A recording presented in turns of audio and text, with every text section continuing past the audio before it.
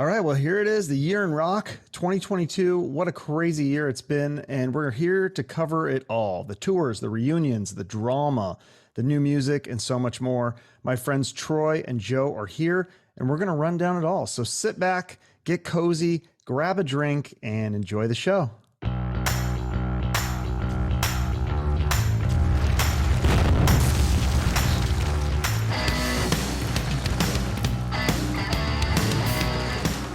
Welcome to the show, Troy and Joe. I will let you each introduce yourself and say your credentials as to why you're here. So people listening on audio, they know your voice and who you are. So I'll start with you, Troy. Troy Patrick Farrell, drummer still. Played with a lot of awesome, fun bands and great musicians over the years, namely White Lion and Bullet Boys, Janie Lane, Gene Loves Jezebel, and Tantric. And I'm currently investing a lot of time and effort into my live Wednesday weekly radio show called This, That, and the Other on dirtyradio.fm. And we've got two channels over there. One's Dirty Radio and the other one's Dirty Radio Classics. And that's where I pretty much talk about this, that, and the other. I've got guests from all walks of life. And I'm 2 years strong there, 5 years overall. And I'm starting my 6th year and looking to really make a big push for that in 2023. Awesome. And you're playing with Gilby Clarke still too, right? Always. Yeah. In fact, I'm on his last album, The Gospel Truth. I'm on, I demoed a couple tracks and one of them made it. He had a lot of different drummers and bass players and guitar players. Nikki Sixx was on there, Matt Starr, Kenny Aronoff, and EJ Curse, who also plays in the live band. And we still do some touring and stuff, and looking forward to picking up some more dates with Gilby next year as well. Awesome. All right, Joe, first time on my show. Welcome. Yeah, Chuck. Thanks, buddy. So I'm Joe Scibilia, and I host the Rock and Roll and Coffee Show podcast. I've been doing that for a few years now. Also a musician. I play bass. Been in a few different bands years ago. It's been a while. We did some Vans Warped Tour dates. We did a tour with Dead Kennedys. Band back then was called Last Great Hope. Played in a band called Big Machine, where we wrote the songs with Brian Johnson from AC/DC. So we sounded a little bit like AC/DC. And right now I'm working on a project called Villain Press with Jason McMaster, Adam Hamilton, and Paul Idell. So we'll be releasing some songs next year for that. Awesome. Yeah, I heard the one. I've heard a couple. I think I got to hear the bootleg. Was it the demo or the cover? The Judas Priest cover. Judas Priest. And was there another song too? I don't know if I sent you that. I mean, okay. I have some, but I don't know if I sent that to you. Okay. All right. Well, so we're here today to talk about the year of rock. And possibly Matt Wake, columnist, is going to be joining us. I don't know what happened. Hope he's okay. So he might be popping in here, but we'll just go ahead and get started until he gets here. So we're just going to go through some of the big news stories of the year. So one of the first things I had, this was a fun one. Eddie Vedder. If you remember this was back in January or February. It was early in the year. Said he hated Motley Crue. And that hurt me a little bit because I'm a big Motley Crue fan. But then Nikki Sixx retaliates and he says that Pearl Jam is boring. And then Eddie Vedder posted a picture of Pearl Jam live and said, "Oh yeah, these we're so boring. Look at all these fans." So do you think that Nikki Sixx and Eddie Vedder, I mean, these guys, I don't know, what are they in their 50s or 60s? Do you think they're getting too old for the shit talking? Or is this just like rock and roll? It just goes, you're going to keep shit talking until you die? I think. Let me ask you this. Go ahead, Troy. You go, Joe. You go. Don't worry. I mean, I don't know why you would bring that up. I mean, I don't know the other story between them two, but why would you even say something like Motley Crue sucks or whatever? Yeah, I think they were. I don't know if the reporter asked him, or I don't know how it came up, but I think he was talking about the music scene and how when they came in, and I think he said something like, "Yeah, when we came in, the music was terrible. Motley Crue was the biggest band, and they're terrible," or something like that. I think it was kind of off. I don't think it was like a trap or anything. I think he was just speaking off the cuff and probably didn't realize like, oh shit, I just bashed Motley Crue. What do you call 5 guys dressed as roadies on stage? Pearl Jam. Pearl Jam. Oh, anyway, all right. I didn't know it. Surprise. Who knows the context of that? And you're right. He might have just said that, just kind of going, who would have thunk a band like Motley Crue would be so big?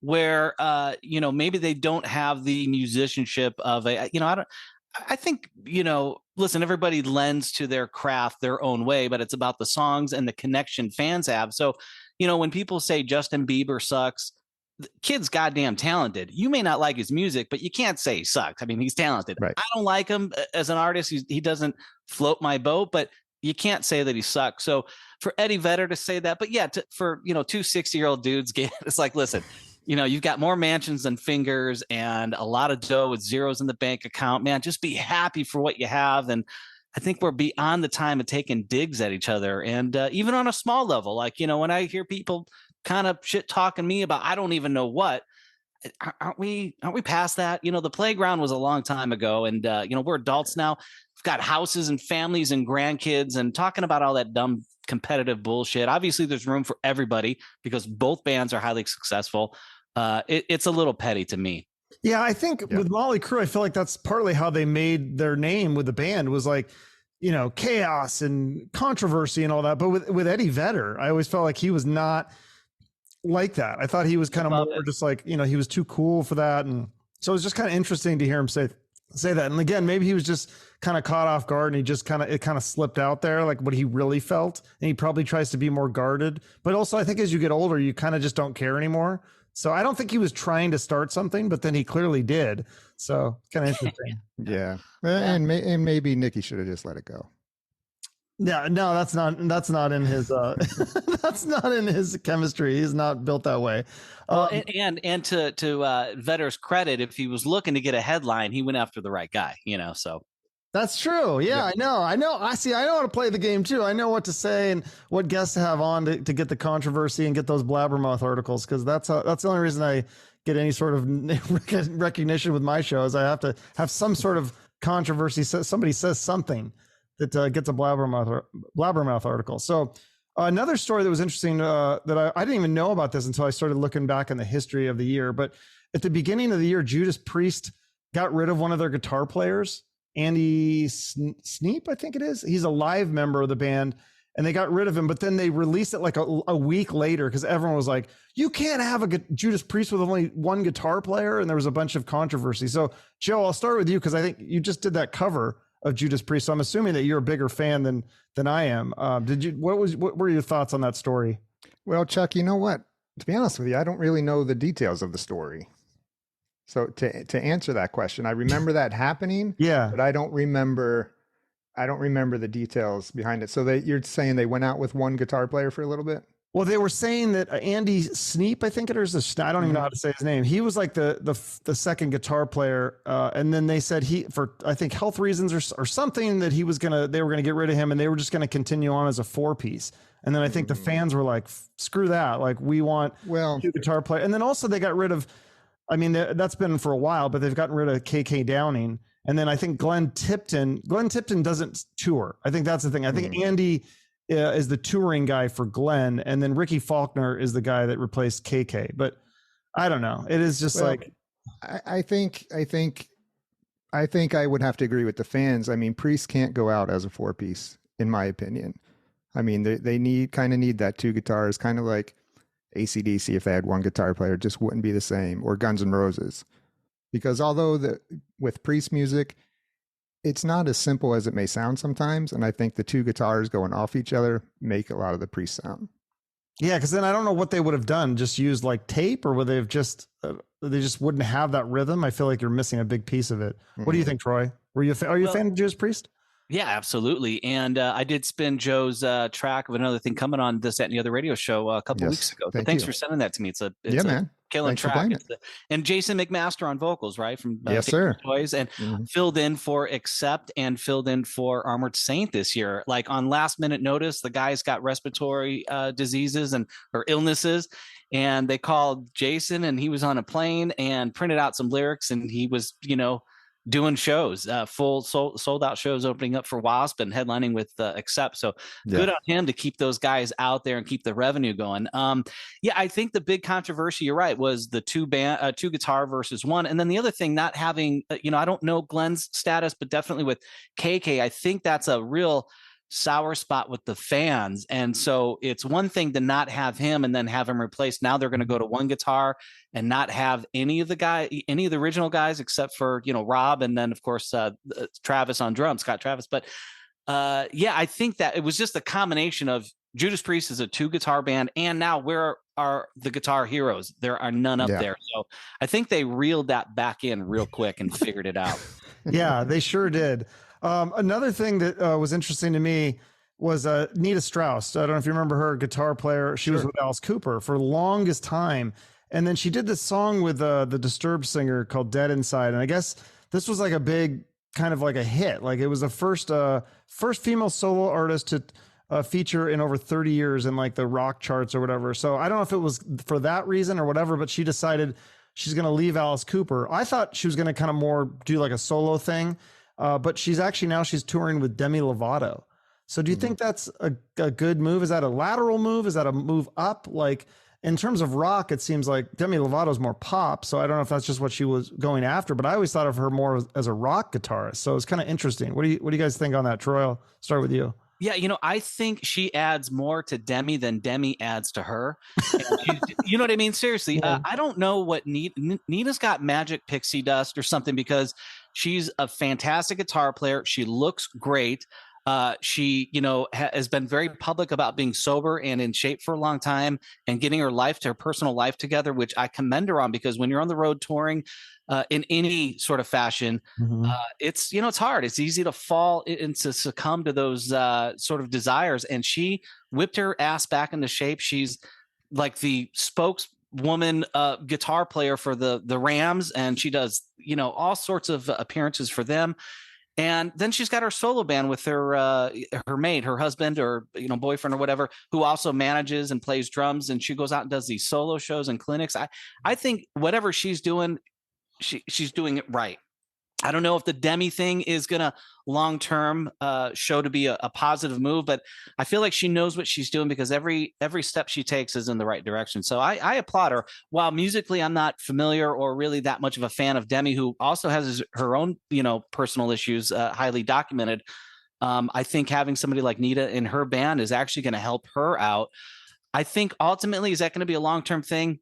I don't think so. And do we see her back in Alice Cooper again? The door is always open for that. We know that for sure. Yeah, because I would think with Alice, she gets the solo and a shred a little bit more. I think with Demi, it's probably more definitely in the background. I don't know. There's a lot of guitar solos with Demi Lovato songs. I could be wrong. But Joe, what do you think about it? I think when that all happened, I think she did mention that she would be back with Alice. She was just taking a little break from that. Okay. If I recall, I could be wrong. I've been wrong before. Yeah. But anyway, but I think that's great. I mean, why not? Why not go try something else? Yeah. No, it might be definitely a good resume builder to have that name on there for sure. So I'm sure she got a pretty good offer for it too. Yeah, for sure. So another thing that happened, I can't believe I had to look back. I was like, oh, this was in 2022, because it seems like it was so long ago. But do you remember at the beginning of the year when Neil Young was like, I'm leaving Spotify, screw Spotify. They're promoting disinformation. I'm taking my music out of here. And then I was like, oh shit, this is the end. This is going to be, every musician is going to follow. The only one that followed that I know of was Joni Mitchell. And then I think they both came back. What are your guys' thoughts? Troy, you have music on Spotify. I know that artists hate Spotify anyway. See, that's why I thought, okay, this is like gasoline on it's already on a fire with between musicians and Spotify. They hate Spotify anyway. So I thought all the musicians were going to band together and boycott Spotify. And really, I don't know if they're scared or they just they didn't want to kill the cash cow, or because they don't make a lot of money, right?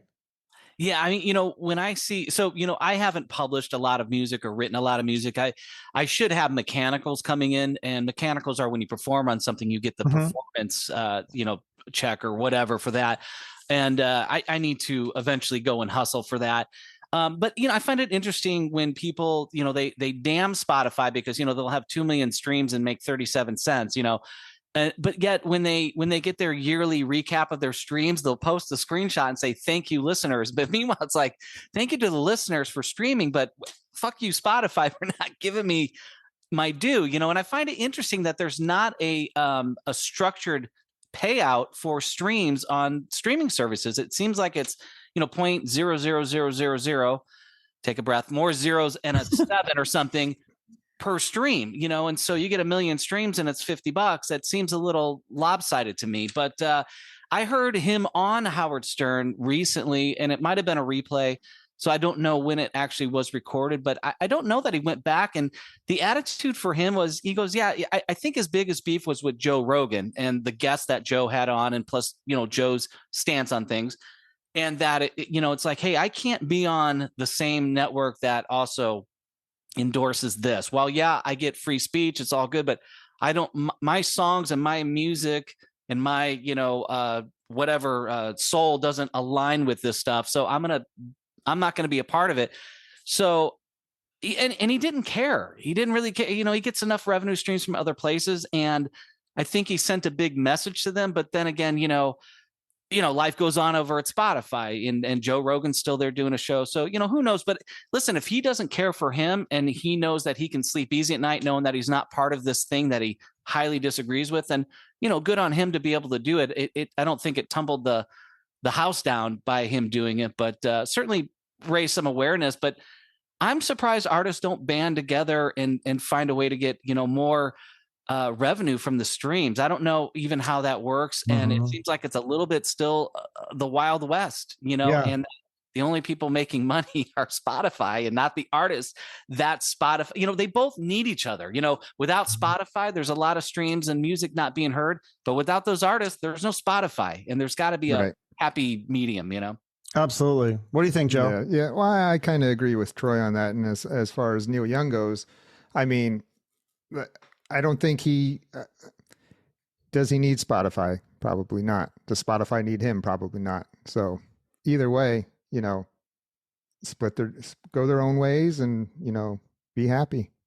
I don't know. Yeah. I just found it ironic that this is the guy that sings "Keep on Rocking in the Free World." And then he's like, if you don't do what I say, then it just seemed very odd. I thought he was this like hippie, free love kind of guy. And then he's like, he demanded that Spotify take down Joe Rogan episodes because he didn't like what Joe Rogan was saying. And I just thought that was very odd for the guy that was, I thought was like a hippie, was about free love. And, that's what I'm a fan of Joe Rogan. I know maybe that's not politically correct, but I think it's interesting because he has different kinds of opinions, and some people you might not agree with and some people you love. And I think that's any show nowadays. Like, I know people don't listen to every episode I do on a podcast. I'm sure they just listen to the ones they want to do because there's so many podcasts out there. So I applaud Rogan for having different opinions and people with different backgrounds, not all the same. I wouldn't say he's a right-wing guy, but I also wouldn't say he's a left-wing guy, even though he claims to be a left-wing.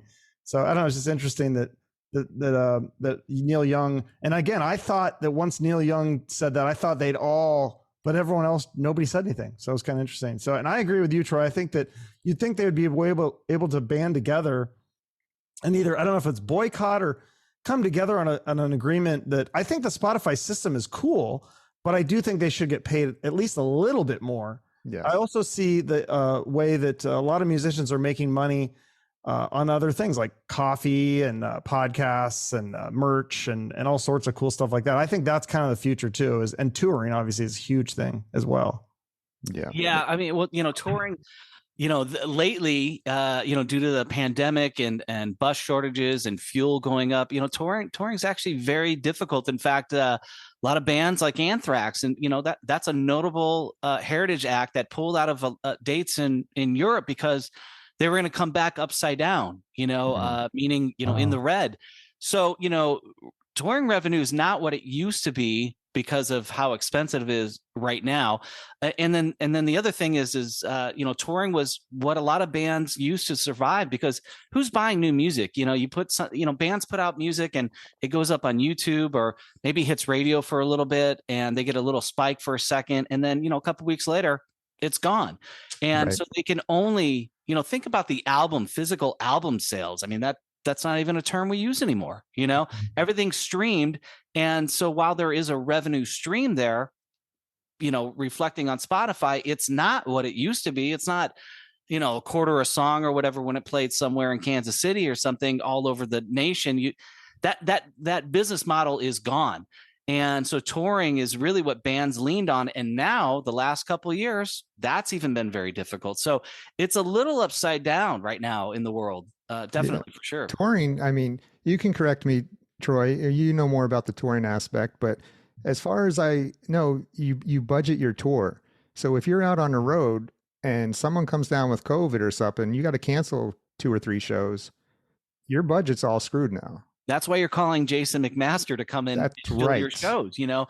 And in this day and age with COVID, that's why a lot of bands are subbing out with guitar techs or drum techs, or, you know, who are having, you know, especially like in the case of, now this is very much of a rumor, but from a reliable source, but a rumor that the guys, and I don't actually buy into the rumor, but I think that this happened somewhere in the last year or so, or 2 years of major tours in some band.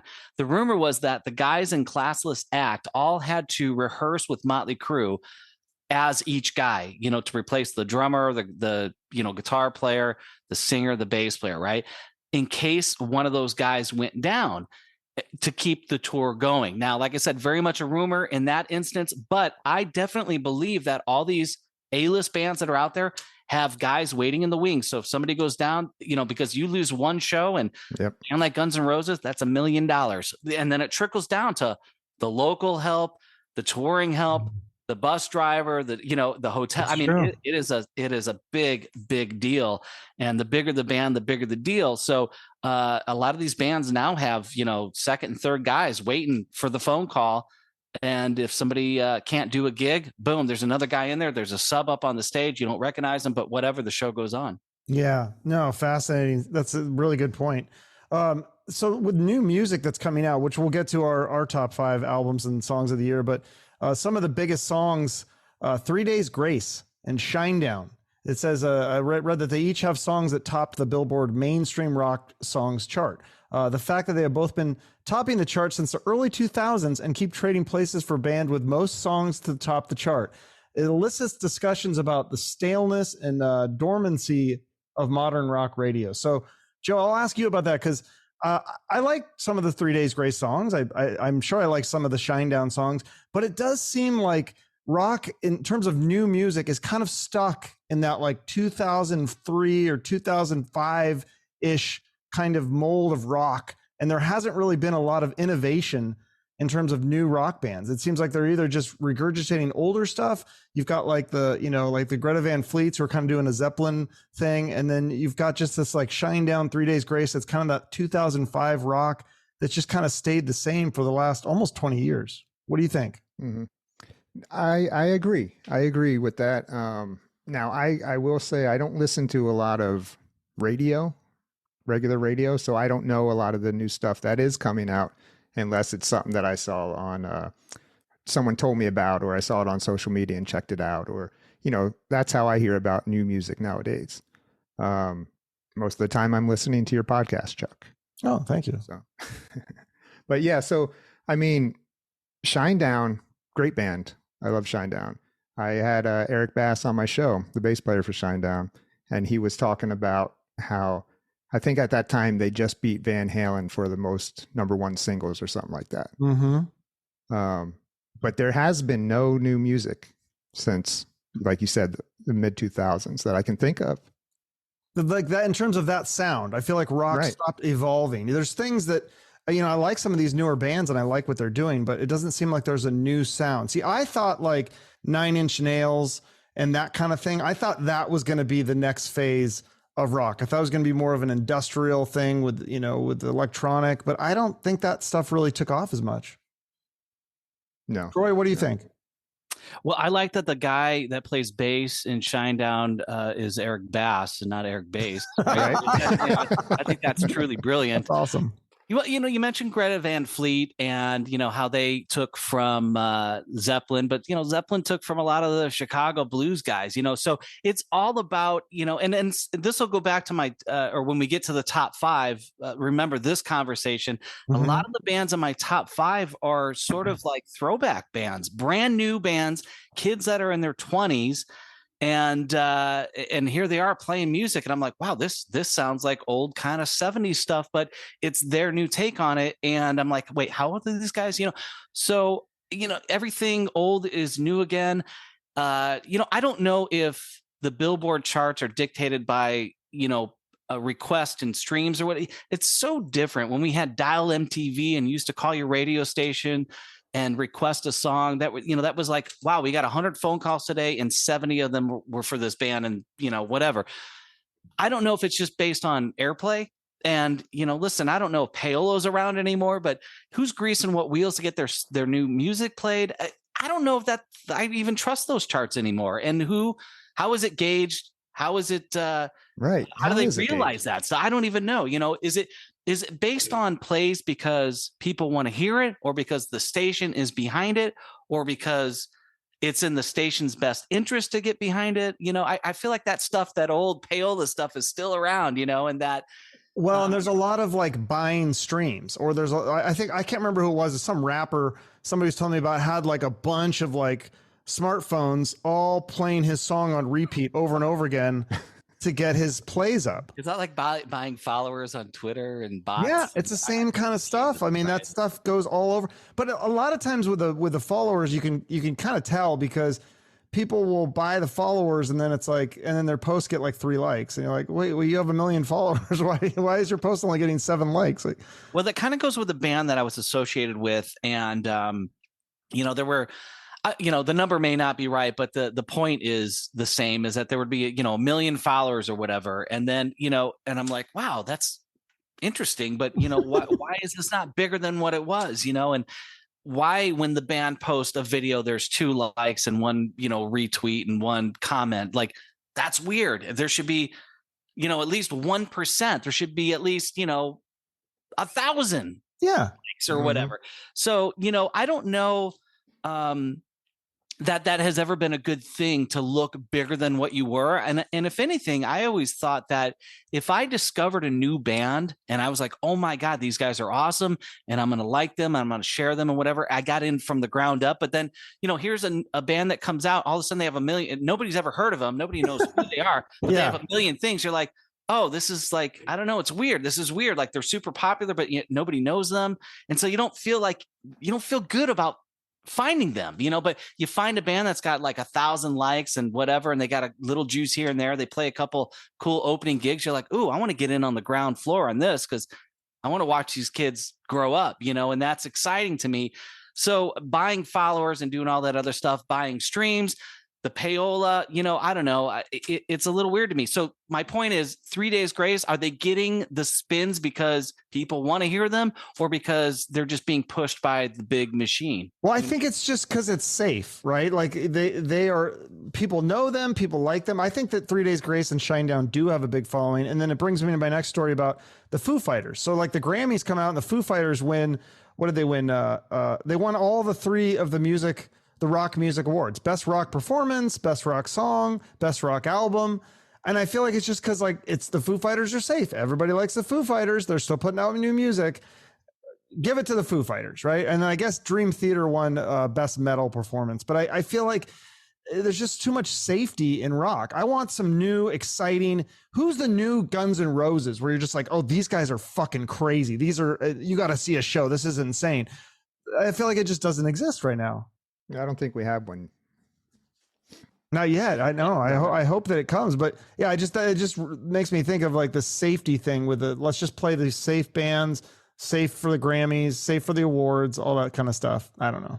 Yeah, I mean, here's how I weigh in on the Foos is that, and a lot of people, kind of like, oh, Dave Grohl again, but Dave to me is that cool. And the Foos are that good, and so while on one hand, of course, they're up for stuff because they are constantly out there. They're constantly putting out albums. They do, creative videos. They do creative collaborations. I mean, really, they do some really great stuff. So I get it.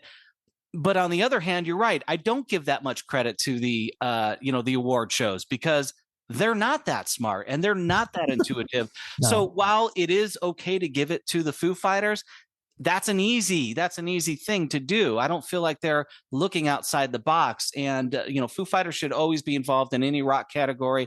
They're always going to be your go-to band because they're very popular. They know how to do it. They know how to do it. But man, there's a lot of young bands out there right now that deserve to have a little bit of that spotlight for sure. Yeah, absolutely. Mhm. Well, another old school band that I love, I think we all love, Skid Row, changed singers this year, and I think it really reinvigorated the band. I love the new album. We'll get to the our best ofs or whatever, but new singer Eric Gronwall. I think the new song was amazing. Is this the trend for older bands, is to reinvigorate either with lineup changes, a singer change, or just going back to your roots and making new music that sounds like your old music? Because I feel like some of these older bands are trying to catch up with the times or whatever, and it's like, no, I mean, it's like their producer, I forget who it was, that they raved about this producer for the Skid Row album. He goes, look, I want to make an old school Skid Row record. I want to make it sound like Skid Row. And a lot of the stuff they brought to him, ideas, he's like, that's cool, but that's not Skid Row. I want to make a Skid Row record. And I think they succeeded. What are you guys' thoughts on the new singer and the new music? I think Eric was the best thing for them. I think he saved Skid Row. Let's face it, they had, after Sebastian, they had Johnny Solinger was in the band for a few years, which I didn't mind Johnny. A lot of people didn't like him. But then we went to Tony Harnell, which I don't think was a good choice at all. I love Tony, but I didn't understand that decision. Mm-hmm. And then we went to ZP, which same thing. It just didn't feel right. And then Eric comes in and sounds almost identical to Sebastian at times. And their music went back to the Skid Row that they used to be. With his voice, it was a match made in heaven, I think so too. What do you think, Troy? I think that's what a lot of the bands, these type of bands, should stick to what they do well. Yeah, absolutely. When you mention the bands maybe chasing the trend of music to try and stay current, so an 80s band chasing maybe a 2000s trend, it's kind of like when I'm chasing the wide receiver that got 37 points on fantasy last week. I'm like, I should put him in the lineup this week. No, it doesn't work. So that's my point. It doesn't work. As far as, so I saw one of Eric's first shows in Vegas opening up for the Scorpions and had a chance to meet him. And I think I saw him on maybe show 2. So it was very early on, and he had just met the band days before that. Right. And I'm going to put out another rumor. It's rumor. Listen, I have no credibility. Nobody cares. My mom doesn't even believe half the shit I say. Where are you getting these rumors, Troy? I just make them up as I go. But no, from reliable sources, that initially and you might be able to fact check this if we look into it. If we want to poke the bear a little, we can find out. If you want to do some research, you guys. But the initial move from ZP to this is your blabbermouth right here, bro. From ZP to Eric was because the Scorpions required everybody to be vaccinated at their show, and ZP would not get vaccinated. So that started we need a new singer. Then they heard of this Eric guy who fucking sings his ass off. And I'm waiting for my internet to go down right now. And then, he was asked to record like demo, we're in the middle of an album that we've already recorded, already tracked many tracks with ZP. And, hey, can you track these songs? And he came back and tracked one of the songs for the first time ever. He's never recorded in a home studio. He had to do it all himself, take the music, do his vocal, send it back to them. And they were like, oh my God. And here, here we go. They got, the gang's all here and the band is together. And I think it's a happy accident, but I'm not hearing because, somebody, this cassette tape of this kid showed up on their desk. It was prompted by the fact that ZP would not get vaccinated, and they were going to have to figure out who's going to sing for him. And wow, how has that story not come out, or has it? And you're saying that's why we could fact check it? I don't know if you could fact check it. I might be making it up, but I'm telling you, there's a story there. Okay, Blabbermouth. I hope you Stevie Rochelle, tough. I hope in Metal Sludge. I hope you're writing this down, taking notes. Yeah. Maybe I'm making it up. I don't know, talking out of my asshole. Like I love it. No, I love the guy from Pearl Jam.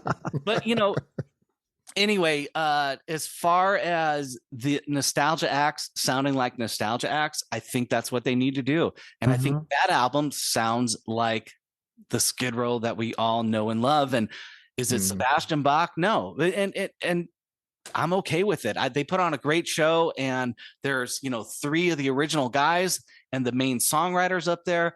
And I applaud them for doing it. I think Eric's a great addition. He's super humble. He's a great dude, and he's fitting in quite swimmingly. And listen, there's always the talk about, and still to this day, should Sebastian Bach get back into Skid Row? The answer is no. No. What good would it do for Skid Row? Because once that marriage again divorces, Sebastian Bach is branded as Sebastian Bach. He does well as Sebastian Bach. Skid Row would now be without a singer. And this is the first time, arguably, in many decades or whatever, that they actually found a guy that is their guy. And so the biggest mistake they could do is to bring Sebastian Bach back in the band. It's not worth all the money in the world. And it wouldn't, it wouldn't push it would do him, Sebastian Bach, a lot more good than it would for the guys in Skid Row. Yeah, I don't think they have any interest. Ground zero. Yeah. They have no interest in doing that. I mean, if they had interest, they would have done it. Because I think Snake told me, or I heard him say in an interview, that they've had like big offers to bring him back, and they're like, nope, we're good. So no, they're super smart to do that, because when it fails again, or when they go the opposite way, Sebastian could go back to being Sebastian, which he's done quite successfully for years as a solo artist. And Skid Row is now going to have to re-identify themselves as, we got to replace Sebastian again. And they've struggled with it for many years. And I think they finally got it right now. The biggest mistake they could make is to bring Sebastian back in the band. And I apologize, Sebastian. Agreed. You're fine on your own, dude. We all know who you are. It's all good. Absolutely. Well, another band that replaced their singer this year was Great White, replaced their singer and added Brett Carlisle, which I thought was so cool, because I actually had him on my show when he was in a band called All or Nothing, which I don't think hardly anybody knew about, but I found them randomly and I was like, this band is amazing. The singer is amazing. I got to have these guys on. So I was really happy for him. And I think that's another one where it's going to sound better with a younger guy. Cause I think a lot of these songs, like Skid Row songs and Great White songs, I mean, when you're screaming like that, I don't know that you can do that in your 50s and 60s. I think it's a lot easier to bring in a young guy to hit all those notes live. I think it's a lot better. And I'm really happy for Brett. What did you guys think about that one? I haven't heard him with Great White. I've heard him with All or Nothing, and I thought he was a great singer, but have not heard him with Great White. And All or Nothing, they did that song Dead or Alive with George Lynch. Yes. And Terry Luce from XYZ, which was killer. Yeah. And then, but I mean, I don't know. I don't know what to say about Great White. I haven't heard it yet. Yeah, I'd love to see him live. It'd be amazing. Yeah, when Andrew got into that band, Andrew Freeman is another one of those guys that he's a utility guy, and he's filled in for a lot of bands. He's doing Last in Line, which I feel like that's where he should hang his hat. But he's done Bullet Boys and Lynch Mob and filled in for whatever, and that's all cool. I think when you continue to do that, then you become the generic guy that you're the faceless guy, comes in, fills in for a gig, and then you're gone. And then you don't really have an identity. Andrew's voice doesn't really pop until he's really pushing a lot of air and singing, and he's got that throat, that grasp, that power. Great White is not that. Jack Russell is not a powerful, loud singer. He's a very soft blues singer, and that kid they have in their band can do that. And it's not that one guy is better than the other. It's just very different technique. For me, I'm a kind of 4 on the floor rock drummer, and does that make the jazz drummer better? Well, probably, because jazz is really hard. But a soft drummer, that it's just a very different approach. And so for this kid to be able to come in there and sing "Rock Me" in that very first, where it's just he's almost whispering the lyric. Andrew's voice doesn't heat up until he's pushing, but that's his voice, and that's why he does a band that does a lot of Dio, and now they have a lot of new original music that is sort of framed around that Dio, that band, and that requires a lot of power, But the other thing about Ronnie James Dio is he also knew how to whisper like a bird too, and that's just because he's Ronnie James Dio. Yeah, no, he's a legend. Isn't he the guy that made this up? Isn't that? That's the rumor anyways. I'm going with that. I'm cool with that. Yeah. That's a Troy rumor. Yeah. It's another rumor from Another rumor. very reliable source. Yeah. So another big story of the year was Pantera. They finally came back. They did a reunion. Of course, you're missing your founding drummer and founding guitarist, who were basically the founding members of the band. I think Phil came on. He was kind of like a hired gun, kind of like Skid Row in a way, like where Skid Row was a band and then they hired Sebastian Bach. I think Pantera was the same way. They hired Phil. However, singer is a huge part of the band. So they got the singer, and then of course they have the original bass player, Rex Brown. And then the replacements, they got Zakk Wylde on guitar and Charlie Benante on drums. I mean, it's pretty cool. If you're a Pantera fan, like the thing is for me is like, I was a Pantera fan. I went to see their concerts when I was a kid. I haven't been able to see a concert in 20 years or whatever. So I think it might be kind of fun just to hear those songs played live. So I don't know. What are your guys' thoughts? Are either one of you a Pantera fan? Good. Crickets. Well, I am. Listen, I'm aware of them. I'm not, but all their tunes that are their hits. I dig it, and I dig the.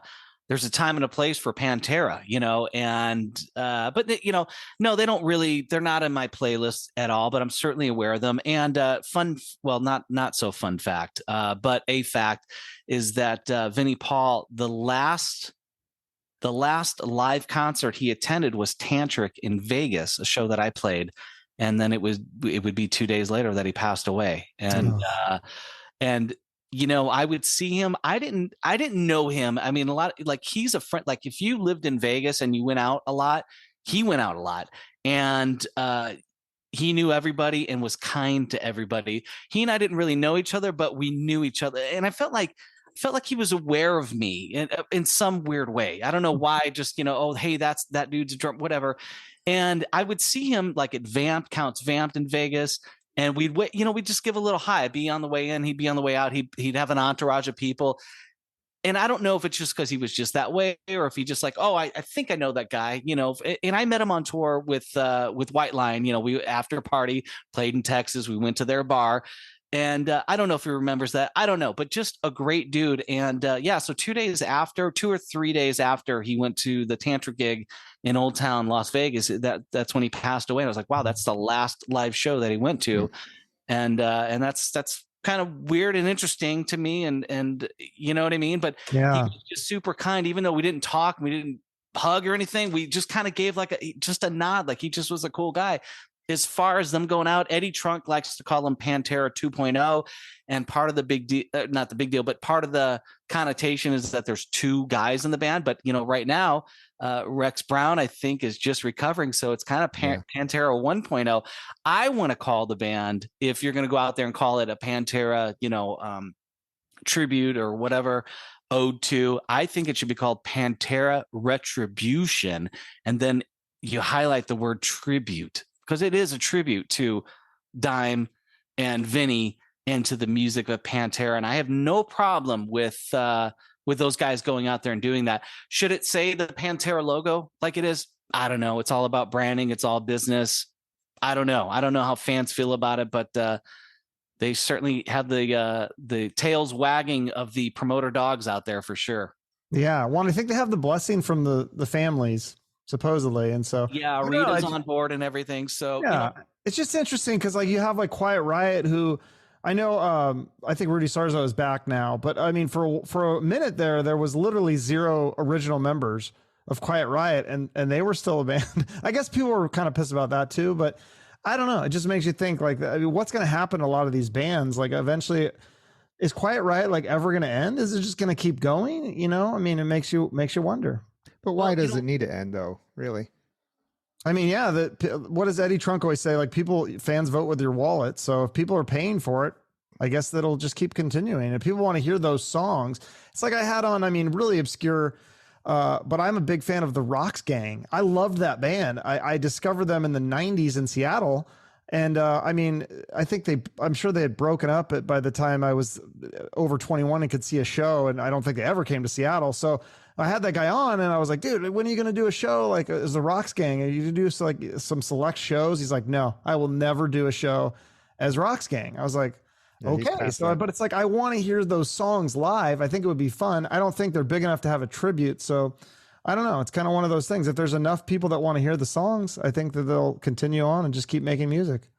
Yeah, I had Eddie Trunk on my show yesterday, this, that, and the other, yesterday, Wednesday, and we talked about that and what bands get a pass and what bands don't, and he had talked about Lynyrd Skynyrd, and the thing that he felt delineates them from the other bands like the Foreigners or whatever is that, in some way, the fact that Gary Rossington and then the guitar player from Foreigner occasionally are there, Foreigner puts it out there that this is a tribute to the family members, the family of Lynyrd Skynyrd, and the music of Lynyrd Skynyrd, but it still says Lynyrd Skynyrd on your ticket, and whatever, so I don't know if they need to put that. I mean, does that change how you feel about it? And I said, well, Eddie, I go, where do you cross the line on some of the, because there's, for example, great example, Quiet Riot, where do you cross the line on, well, that's not fair, or that's not, being represented the right way. And he says, you know what, it's on a case-by-case basis. And so,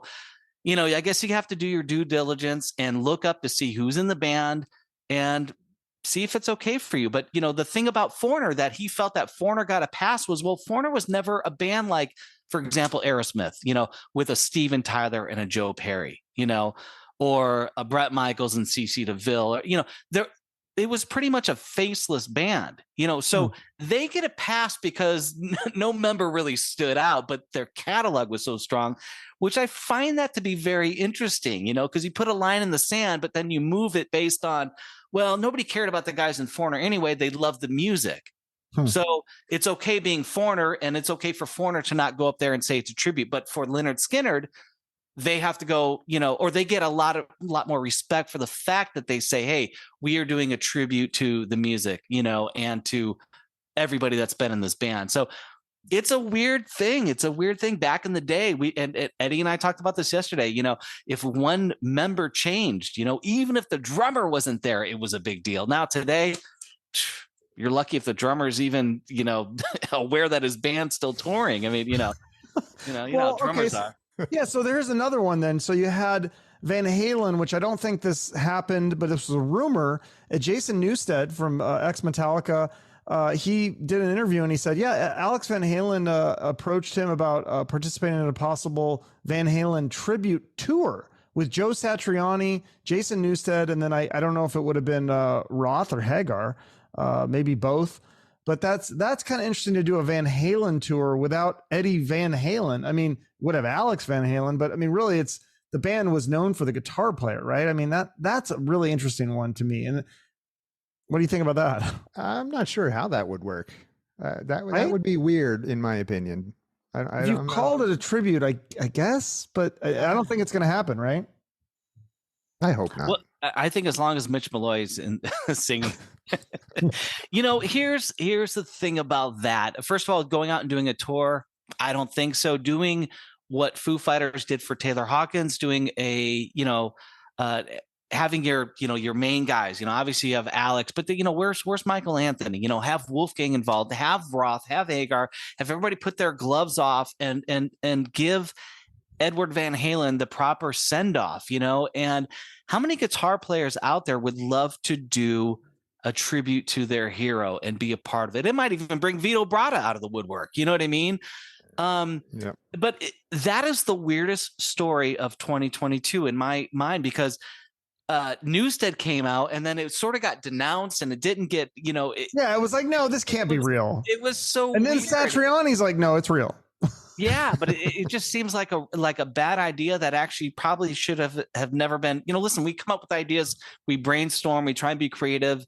I'm sure the heart was in the right place, but I don't think that should have been something that really should have been shared, because if anything, it just adds it adds more aggravation to the fact that Eddie Van Halen hasn't received his proper tribute, his proper send off, and I commend his kid for going up there during the send off to Taylor Hawkins to do some Van Halen material and rip the face off of that guitar playing his dad's licks. And so, I feel like we got it there. And so that's a weird story to me. The whole thing, the Newsted, like, I don't get him.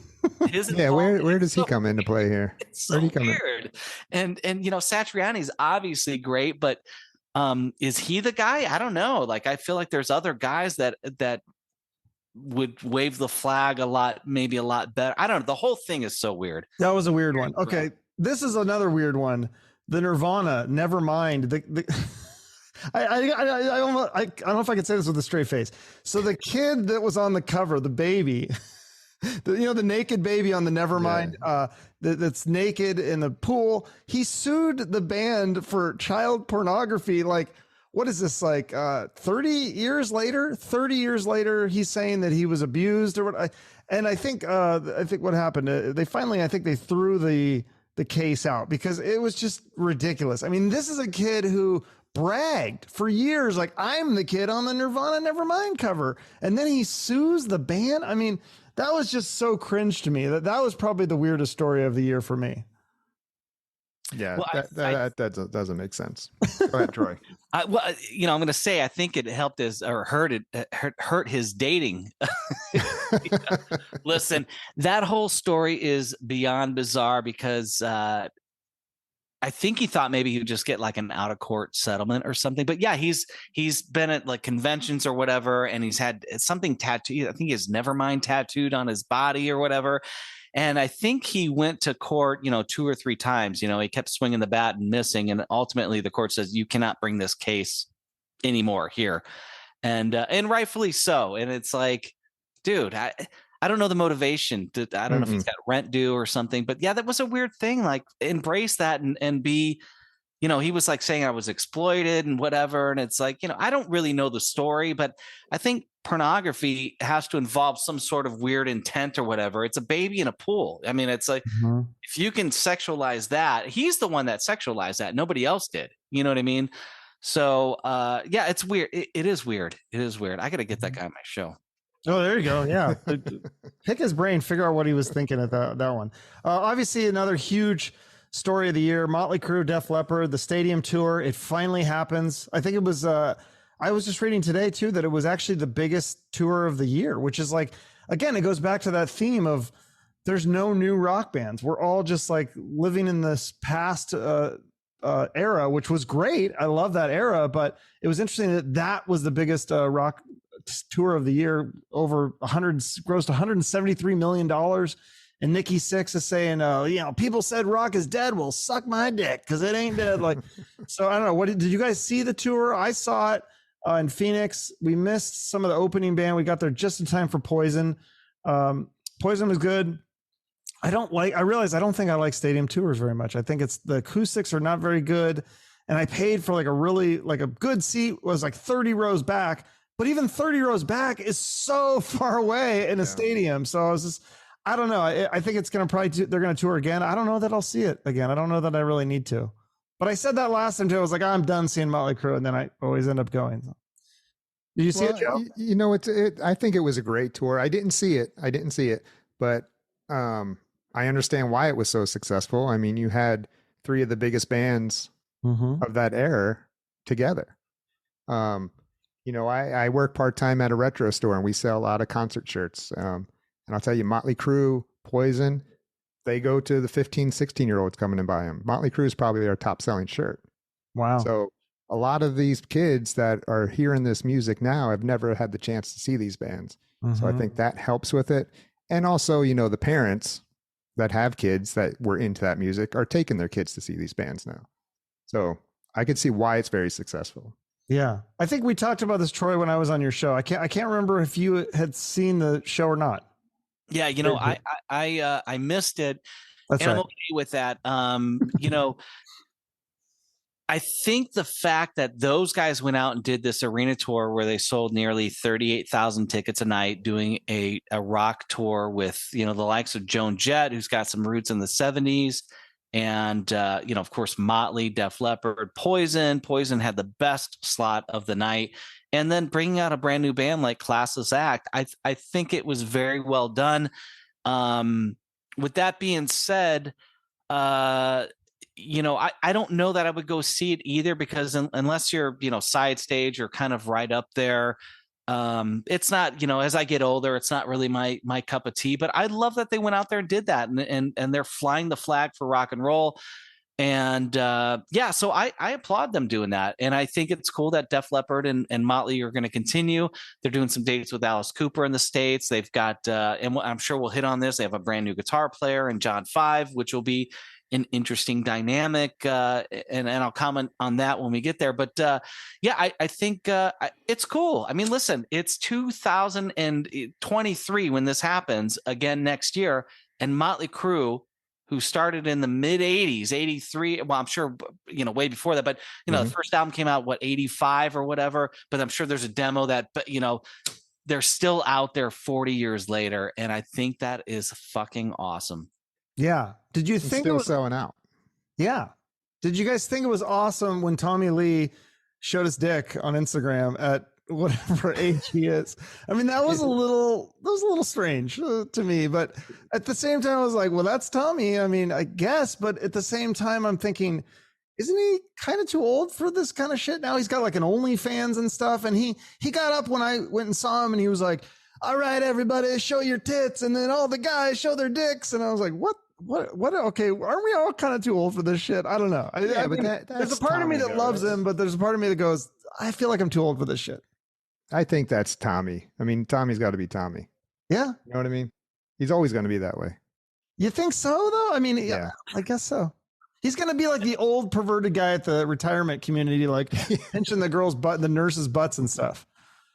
Yeah, I guess if you have it, flaunt it. But I don't know. It's just like, I kind of felt for the people that were out there with their kids. Joe talked about, people bring, your store, people, parents bring in their 16-year-old kids and they want the Motley Crue shirt, and then you take your kid to the Motley Crue show in that Motley Crue shirt and Tommy Lee's showing his hog. And it's like, oh, you're covering the eye. Like, oh, Dad, what is going on? It's weird. I mean, it's a little weird. I mean, I mean, listen, Tommy's got the engineering, is the dude's 6 whatever, slim, whatever, he looks good. And, but yeah, you're in your 60s, it's like, keep your dick in your pants. You can do the innuendos and you can be a little racy, but yeah, keep it together a little bit. You know what I mean? Especially considering, like what Joe said, is there's a lot of kids out there now, and well, yeah, I think some family guy took his kids there, and I can't remember if he sued or he just made some comments or something. But the thing with that, if you're going to a Motley show, you probably know the history of the band. Yeah, that's true. Definitely. Yeah. I don't blame it. I mean, you got to know what you're getting into. But although there was probably some people that followed him on Instagram that did not think they were going to see his dick that day, just scrolling through Instagram, and they left it up there for like. I was one of them. That was one of the first pictures I saw that morning when I opened up my Instagram. I was like, what the. It's kind of funny that, people post something about whatever and say, oh, you're a nerd, and they get a 30-day ban. Meanwhile, Tommy Lee's huge dick was up there for like almost a day. And I'm like, God, this guy is just gifted in many ways. Yeah. So as you mentioned, Troy, that is another story I did want to talk about, because that is a big deal to me that Mick Mars is retiring, at least from touring, they said. And then John 5 is stepping in his place. So again, it just goes to back to this theme of, the replacement players or whatever. And I guess I don't have a problem with it. Although I feel like a big part of the, music, and especially Motley Crue, is the guitar sound. I'm sure John 5 can replicate it pretty close to what it is, but I mean, he's a huge part of the band. I mean, do you think it might just be time to go, you know what, guys, we did a good run. We did this nice little reunion 3 years after we said we were going to do it, because the whole thing was The Dirt came out, the movie, and that was such a great hit that there was all this renewed interest in the band. They thought, oh, we got to capitalize on this. We got to go do a tour, which now they've done, but now they're just going to keep going. So I don't know. Like, again, I just don't know that I would want to see them again in the stadium, unless somebody gives me like a red carpet treatment, like, hey, you can come backstage and you can watch the show side stage. You don't have to fight the traffic. Then I might consider going. Well, I think part of that is because you've already seen it, but as far as whether John 5 can play the music or not, if you watch his Instagram, he's like, hey, here's me playing, oh, check it out. I know how, it's like, dude, we get it. You're a great guitar player. And the interesting dynamic. So I did the final tour with a band called the Raskins. It was us and Alice Cooper and Motley Crue. And we opened, we were like the classless act of that last tour. We did 56 out of 60 shows. We didn't do the Canadian shows. And then there were the occasion that the production was such a disaster with Tommy's drum rig that we got the boot. Like, hey, we're still trying to figure out if this guy's going to do just one of these like up things or do the whole arena thing. So if time ran too late, we got clipped, and I think it was only in 2 or 3 shows that we got clipped. But with that being said, Motley ran tracks and they ran guitar tracks, and early on, I would see a lot of, Mick Mars would miscue and go into the solo and then, threw everybody off. Meanwhile, they're in the middle of the chorus. So he's soloing and then you hear, whoa, yeah, and he's in the middle of the solo and everybody's looking around at everybody. I'm like, wow, what is going on here?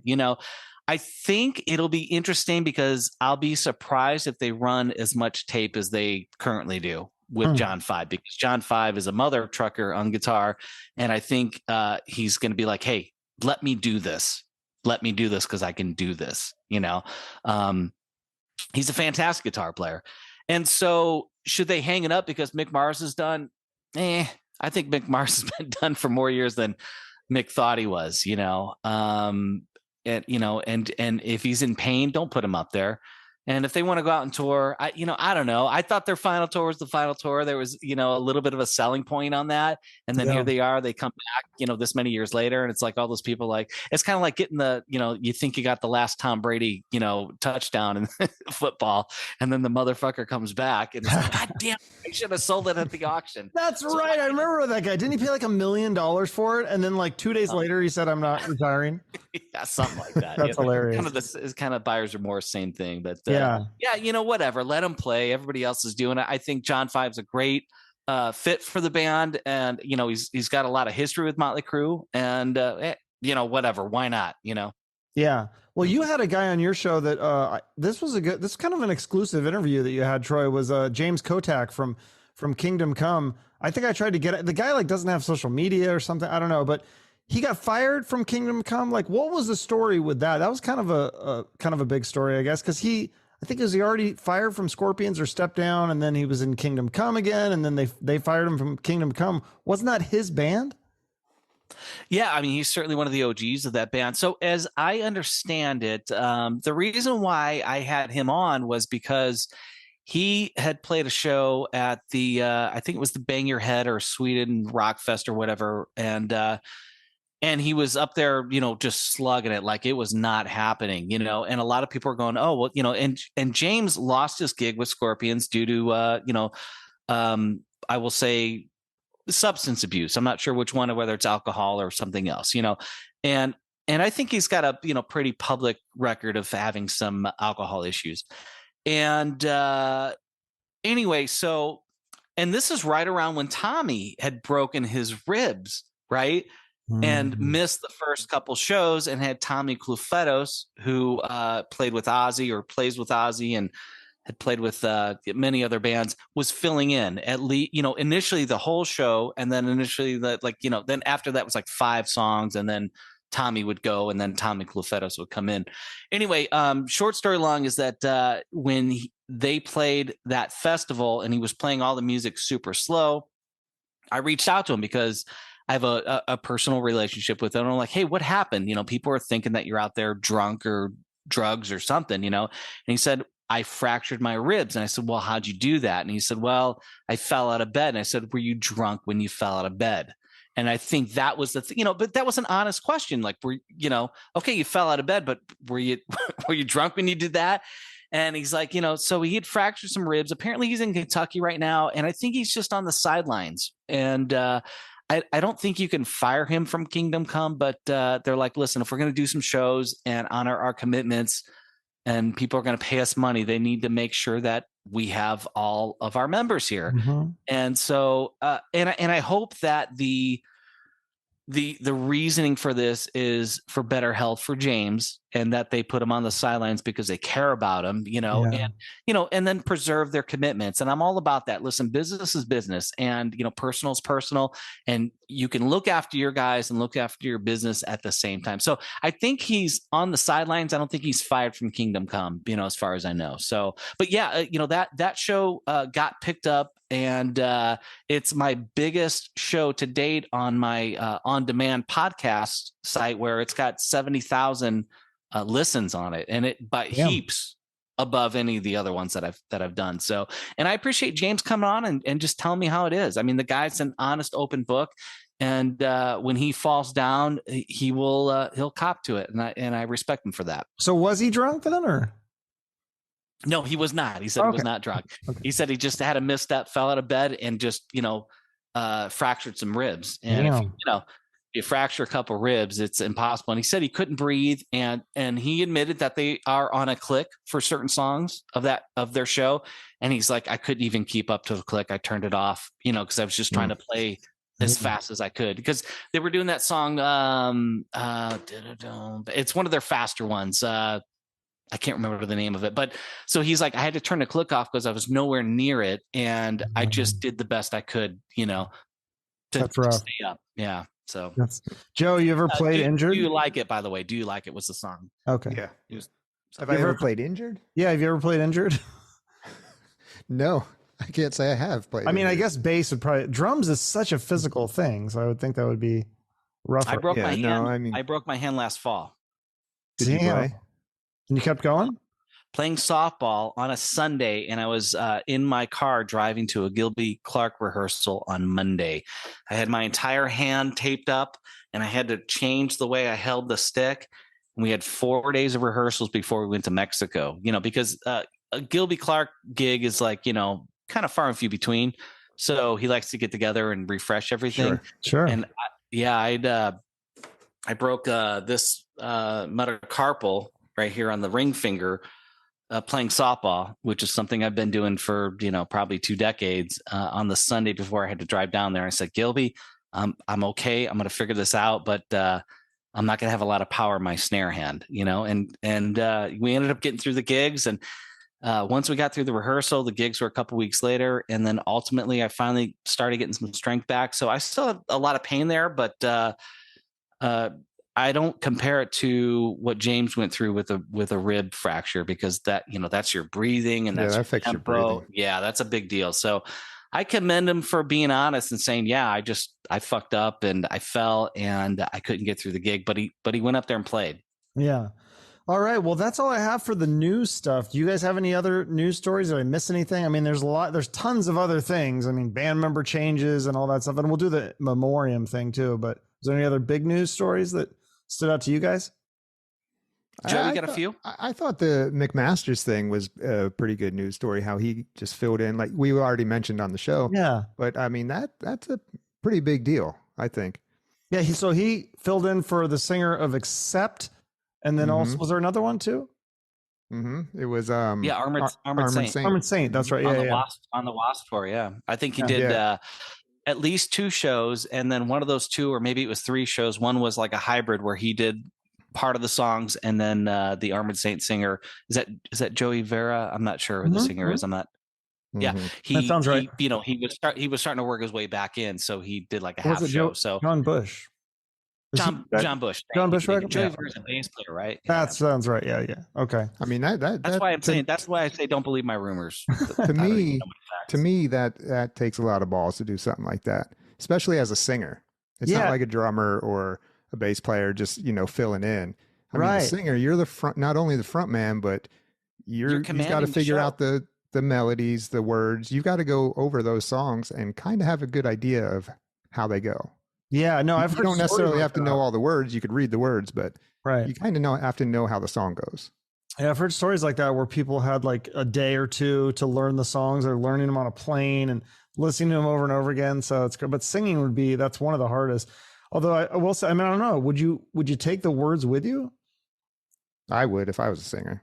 Oh yeah, I think you have to. Even though, I mean, I think people knew that he was filling in. I mean, people going to see a Armored Saint and Wasp show or Accept. I mean, that's a blue collar. Those are blue collar bands that the fans are invested, and they know, okay, that's not the guy, and so this guy's doing everything he can to make sure the show goes on. And he admittedly had lyrics on the stage. He had to wear his readers, you know what I mean? Kind of look down, but he was delivering. He did his best. That's cool, though. I commend him. That's not. Yeah, he can hit all the notes, because I saw him with Dangerous Toys a few years ago. We drove to Colorado because Dangerous Toys doesn't do a lot of shows, but I was like, I love Dangerous Toys. I really like those songs, and I wanted to see him live.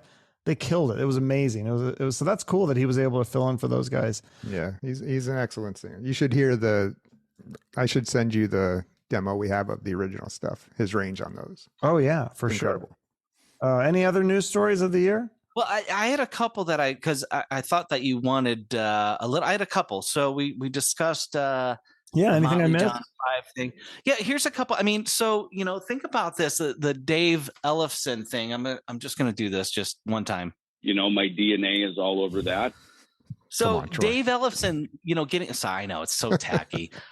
No, but that's an old story, isn't it? Because we covered this in the 2021 year-end review. Was there something new that happened this year? Oh, no. All right, let's move on. So well, what about 2021? With that whole incident happened? Dude, I don't know. I don't know. You just love that soundbite. All over that. He just wanted to press that button. I love the fact that he through every interview gives some weird innuendo that kind of like it's so weird that he would say, my DNA is all over that. He said that in an interview with Eddie Trunk, pretty much about the fact that his bass was re-recorded. His bass tracks were scrapped from the Megadeth album and they were re-recorded, but he's saying that, because that we recorded them and we wood shopped them and did pre-production, that my DNA is all over that. And, with the accusation of what happened, it's like, why would you say your DNA is all over that? That's a weird thing to say. I think he's trolling us, which is awesome, by the way. That's hilarious. No, because I had him on my show and I asked him, I was like, do you have a sense of humor about, because I go every time, I mean, there's so much stuff that, people say about you online. Do you laugh at some of that? And again, I'll tell you, it was the longest pause, what felt like a 10-minute pause. It was probably about a second. But it was the longest second of my life because I was like, oh God, is he going to get mad? And then he just goes, you got to have a sense of humor. And I was like, yeah, oh, okay. So I think he's a pretty chill guy. Maybe he is doing it on purpose. I don't know. Or people are just looking for stuff. I definitely think Blabbermouth is definitely doing it with the headlines. The headlines with anything with Ellefson, they will find if there's any sort of soundbite like that, that will be the headline on Blabbermouth. Well, that's the thing though, but he's saying it though. And I'm like, and there's been a couple other headlines. I don't have them there, but it's like, I'm like, wow, why would you say that? So here's another one. What about Sebastian Bach and, kind of getting on the Eddie Trunk train about tracks and stuff, almost getting into a fight, like let's meet at the Rainbow and fight with the singer from Falling in Reverse. Yeah, I had that on my list. I just didn't. We were moving so fast, so that's good. I'm glad you brought that one up. That was interesting. I think it's interesting that the guy still wants to fight with people, and it kind of goes back to our Pearl Jam, Motley, Nikki Sixx thing. I'm like, you're gonna beat up this guy with the neck tattoo. It's that's even the shit talk. That's okay, fine. People are older. But physically, to me, the physical fighting, unless you're like a UFC guy or something like that, and that's what you do, the physical fighting to me between two grown men, it's like laughable to me. I thought physical fighting was done in like junior high. I thought that was like, yeah, meet me under the oak tree. I'll kick your ass. It just seems very bizarre to me that would he really fight him? And then you see Sebastian Bach on I think it was the Monsters of Rock or one of the Cruise things. And he's with Michael Sweet from Striper because they had talked a bunch of shit in the press with each other and they're hugging. So maybe it's all just for show and for talk. I don't know if Sebastian Bach would really get into a fight if things came. Maybe he would. I don't know. But listen, if it's on BetMGM, I'm putting all my money on Bach because he's a tall guy. He's a tall, big dude. He would annihilate that guy. He's got the reach. What about? Let's talk about. What about? This is very recent news. What about Journey suing Journey?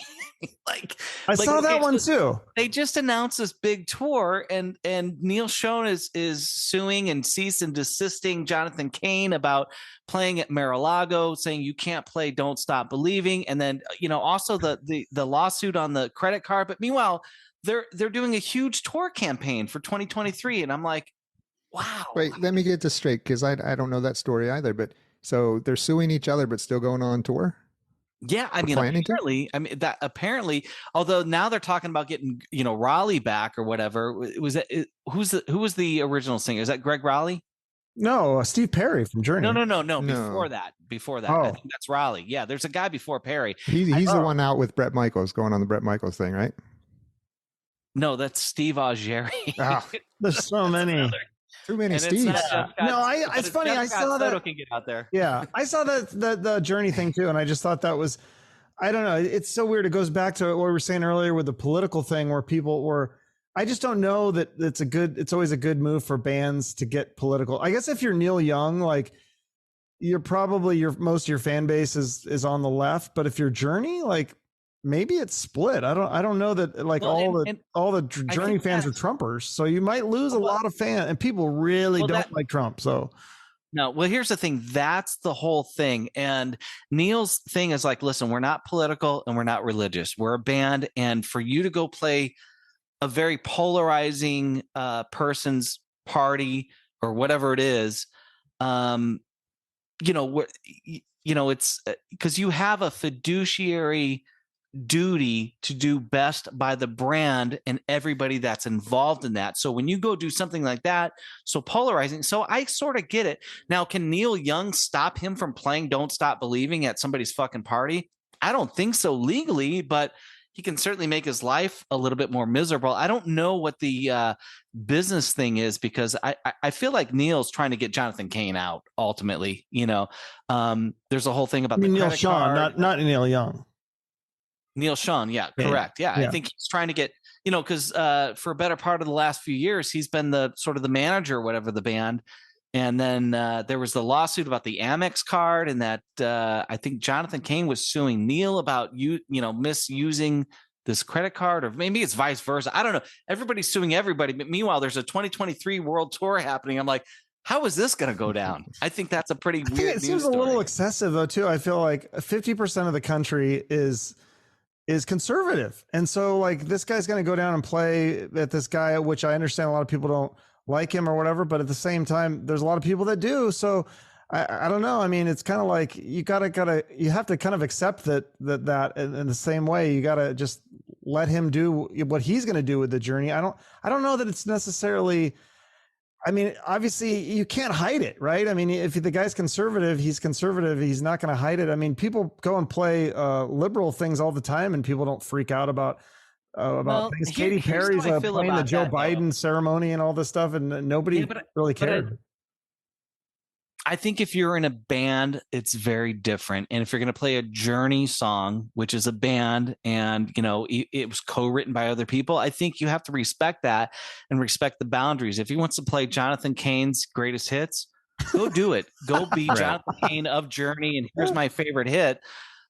But to do a song that represents Journey, I sided with Neil Sean on this one. You have to do. I agree. Again, it goes back to fiduciary duty to your band, where your freedom of speech doesn't really apply at this point, because you have an agreement with other people. And so you go, listen, your speech, and my speech don't supersede any of our speeches, but we all do the best that represent this band and what we do. And Neil's like, listen, I'm not left, I'm not right, I'm not anything, so by him going and doing that, it's sort of, dipping their toes into some polarizing waters. And so I agree with Neil on that case. By the way, did the fans get pissed? Is that why it all brought up? He's worried about that happening. Yeah.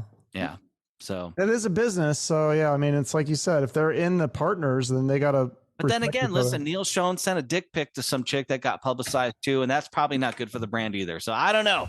Listen, we're all doing weird things. We are all doing weird things. Any other big news stories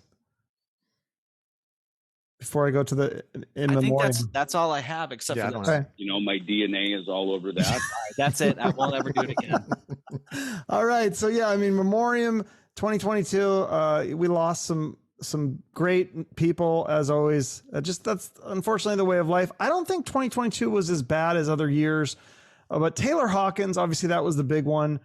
Alec John Such from Bon Jovi. I feel like I don't know if people even remember that. That was like, but he was a founding member and bass player for Bon Jovi. Meatloaf passed away. This was just recently from Fleetwood Mac. Christina McVie. Mm-hmm. McVie. Did I say that right? Yeah. Irene Cara from that's not really rock, it's Flashdance, more pop music. Steve Grimmett from Grim Reaper. I wasn't super familiar with this band. I remember them from Beavis and Butthead, but they had a new album coming out, and I just had Steve on my show a few months, I don't know how long ago it was, but Yeah, he was super nice. And I was starting to become more of a fan of that band. I was kind of discovering their old catalog. I was like, wow, these songs are actually really well written and really good stuff. And then he passed away kind of suddenly. The singer of Nazareth, Dan McCafferty, I believe his name is, he passed away. And then the final one that I had as of a note was Johnny Z, aka Johnny Zazulu, I believe it was. He was the founder of Megaforce Records, which I think they basically like discovered Metallica yesterday. Yeah, so those are all terrible.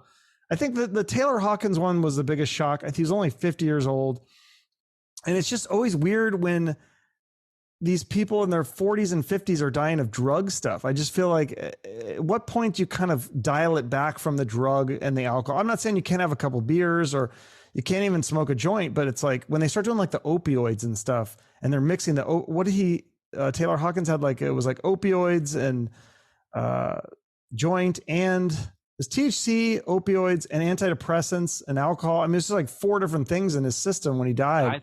I thought they said there was up to 10 different various things. Yeah, in I think there system, was quite a bit. Probably varying levels. I don't think, it's he's cranked out on all of them, but it's just like, oh yeah, he was having a good time out there.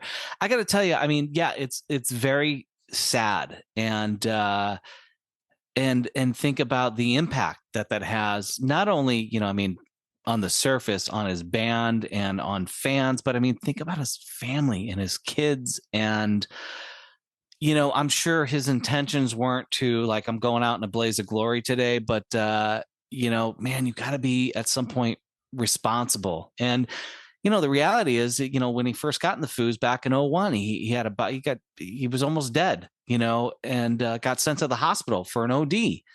And you think that that's the wake up call. And, now he's in Colombia and just, going for it. And it's sad because I feel like you put those addictions above his family and that family is his band, his kids, his wife, not in that order, of course. And it's sad. What a fucking shame. What a shame that was. Well, yeah. And especially for Dave Grohl, because I mean, obviously he had to go through the thing with Cobain. So, I mean, some people were kind of blaming him, like he enabled this, like he should have not let Taylor tour, or he should have forced Taylor out of the band or put him in rehab or called him out. I mean, obviously Dave didn't stuff the drugs down his throat, but I mean, do you think Dave has some sort of responsibility in this? Absolutely not. No way. Addicts are going to be addicts. They will find ways. They are conniving. There's no way I would ever level that on Dave Grohl. No way. I mean, think about the resources they have and, the stuff we don't know, how many times he got sent to rehab or had a helper or somebody monitoring him. No way. And I'm sure the guilt that he feels, he did so much and he's like, fuck, I could have done more. I feel like Dave is that kind of guy going, fuck, I could have done so much more. Mm-hmm. And he probably takes a lot of blame for it unnecessarily. Listen, they're going to be on their own path and it's sad. It's super sad all the way around. But if he would have fired him or said, hey, you can't come on the tour, I mean, that could have been the wake up call. Maybe. Yeah, I don't think so. I don't think so. Listen, when you're on your deathbed in 2001, that's your wake up call. You got the wake up call. He's not going to get a wake up call. You know what I mean? But you've been on tours and you've done live shows. Have you seen a lot of these older guys? I mean, not that 50 is super old, but I mean, to be like mixing a bunch of drugs, 4, 10, 5, whatever it was, that many drugs, again, not just having a few beers or whatever, or smoking a joint, like you're literally putting like multiple different drugs in your system. I mean, are you seeing a lot of that with people in their 40s and 50s and 60s? No, not really. I mean, here's the thing. I'm not a drug guy. I've never done drugs. So I'm not like privy to the, I'm like, oh, dude's just a little bit weird tonight. I don't really know, so I'm sure I've been around a lot of people that have been under the influence of some crazy stuff. But overall, the people I play with are all responsible people. And for the most part, I think, you have a few drinks and that's about it. So yeah, I haven't seen a lot of that. And if I have, I've been oblivious to it because it's not on my radar because I don't do it. So I can't see the symptoms, but so they don't offer it to you. They don't say, hey, you want to do a bump of coke? I got to tell you, anybody I've ever played with, I'm trying to think if there's anybody I don't think anybody that I've ever performed with, have ever offered me coke, I mean, there's been weed in the room or whatever. But yeah, no, I've never seen that. I've never seen that. All right. Joe? I've been lucky in that way. Joe, you played in rock bands? Or you, I mean, yeah, and I've coke? been offered pretty much everything out there, but like Troy, I'm not a drug guy either. But I've never had any issues with it. I mean, once they know I'm not interested, it's kind of gone away, you know, so whatever they did, I don't know, but once they knew I wasn't interested, it was gone. All right. Well, so now I think we can move on to our best albums and best songs of the year. Joe, do you want to start? What do you want to hear? I guess we'll start with albums. Okay. In any order? Yeah. Whatever. You want to count it down or you want to start with the first one? I don't care. Whatever you want to do. Well, let's go with, I'm going to read them in alphabetical order. How's that? Okay. Sure. You just want me to give you one? No, just give me all five. All five. Okay. Yeah. Just give me a little note or synopsis of each one. I'm sure people are familiar with the bands that I think you sent it to me. So I think I know the bands. All right. Well, I'll just go down the list then here. All right. So I've got on there, which I think you guys may have as well, is the Skid Row album. The Gang's All Here. I think that was a highly anticipated album. Everyone was waiting to see what it was going to sound like. And I think they knocked it out of the park. You know, from the first track, Hell or High Water, I think that's called. As a matter of fact, I got some props. Oh, you get the vinyl? I got 3 of them. Wow. And are you giving you away? There's 3 of us here. We can equally share. Or we can give it away to my audience members, whoever shares this the most. You know why I have 3 of these, though? Not that it's just a great album, but it was available for pre-order so early, so I pre-ordered it. And then I didn't remember I pre-ordered it, so I pre-ordered it again. So I did that 3 times, so I got 3 copies. Wow. But, all right. But yeah, great record. So that's one of my albums. I think they knocked it out of the park. Another one, Striper, The Final Battle. I mean, if you're a Striper fan, then it holds up to all the Striper stuff. And I also have that as a prop. Wow. Perfect. Beautiful cover. Even opens Vinyl, nice. Vinyl, yeah. Oh, look at that. The old school. I love the opening. Yeah. It's nice. No, that's cool. I had Michael Sweet on the show, and we were talking about the cover art. I loved the art. The Final Battle is amazing. Yeah, I mean, great album. I had Perry Richardson on the show. He actually lives about 40 minutes from me. Nice. And had him on the show, and great guy. And then he told me about the album. So when it came out, I got it. And I got to say, you know, it's fantastic. Transgressor is the first song on that record. And there's a 15-second scream that Michael Sweet does. Now, I don't know if that's studio magic, but it's a really high scream for 15 seconds. I timed it. Damn. And he still got it, I got to say. So if you haven't heard that, check that out. What else? Alter Bridge. I don't know how familiar you're with them, but yeah, Miles Kennedy. And I think, you know, Miles does a couple things. He plays with Slash as well. But I think Alter Bridge, to me, is where he needs to be. I mean, it's a fantastic band, great album. It's called Pawns and Kings. Check that out. Shinedown, their new album, Planet Zero, also a great album. What I like about Shinedown, though, is, you know, they have those heavy songs, but then they come back with those amazing ballads, I guess you would call them. Right. They're just fantastic. And of course, that's what gets them on the charts. And then my 5th one would be a band that you may have heard of, Hardcore Superstar. You ever hear them? Yeah, good stuff. So they got a new album out called Abracadabra. And if you're into that genre, like I want to say it's like a sleazier rock type stuff. Very good album. Okay, cool. Well, check those out. Troy, you have a top 5? Yeah, so I don't have top 5 albums, but I have top 5 songs. That's what I was sent, I believe. So I have in this order, Girls on the East Side of Town, Tuck Smith and the Restless Hearts. Familiar with that one? No. It's very, very Tin Lizzy-ish. Can I play a snippet of it, or is that going to make like just a little bit, or no? Yeah, I think we could do 3 seconds. Are you going to play Ellefson? 3 seconds, or if I get canceled. Yeah. All right, hang on a second. You're not going to wrong button. Hang on a second. No. So Tuck Smith was the original band that was supposed to go on tour with Motley Crue. Okay. And he was that sounds familiar. Yeah. Yeah, and then things went out. He couldn't get the album delivered. Something happened, but very, very Thin Lizzy. Check it out. Can you hear that all right? Yeah. Yeah, people could check it out. I mean, it's I want people to do their homework and discover these. Go to their Spotify's or whatever however you listen to music, and listen to more than just this song. Listen to this song. Listen to a few songs. All right, so that's Girls on the East Side of Town by Tuck Smith and the Restless Hearts. So another band that I totally dig is Dirty Honey. And number 4 would be Another Last Time. Are you familiar with that one? Yeah. You are? Okay. Can we play it? Yeah. Look at that. I love it. Wait, is it playing? Oh, it's going to be. We're just going to skip ahead. Just another organic bluesy band, but just doing kind of that cool organic rock stuff, which I really dig. And you'll find a lot of commonality in my top 5 songs of 2022. Nice.